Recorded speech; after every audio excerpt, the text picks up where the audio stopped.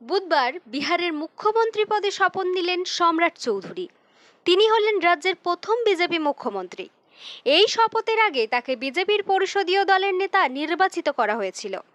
নীতিশ কুমার রাজ্যসভা নির্বাচনে জয়ী হয়ে পদত্যাগ করলে চৌধুরী মুখ্যমন্ত্রী পদে আসেন। এর আগে তিনি নীতিশ কুমারের মন্ত্রিসভায় উপমুখ্যমন্ত্রী ও স্বরাষ্ট্রমন্ত্রীর দায়িত্ব পালন করেছিলেন। চৌধুরীর সঙ্গে বিজেন্দ্র প্রসাদ যাদব ও বিজয় কুমার চৌধুরীও বিহারের উপমুখ্যমন্ত্রী হিসাবে শপথ গ্রহণ করেন।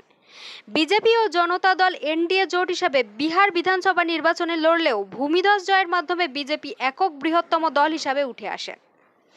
পরিষদীয় নেতা নির্বাচিত হয়ে চৌধুরীর রাজ্যপাল সৈয়দ আতা হাসাইনের সঙ্গে সাক্ষাৎ করে বিহারের সরকার গঠনের দাবি জানান। এরপর এক্স পোস্টে তিনি কেন্দ্রীয় নেতৃত্বের প্রতি কৃতজ্ঞতা জানিয়ে এই দায়িত্বকে বিহারবাসীর সেবার পবিত্র সুযোগ হিসেবে বর্ণনা করেন। আমার উপর আস্থা রাখার জন্য ভারতীয় জনতা পার্টির কেন্দ্রীয় নেতৃত্বকে আমি আন্তরিক কৃতজ্ঞতা জানাই।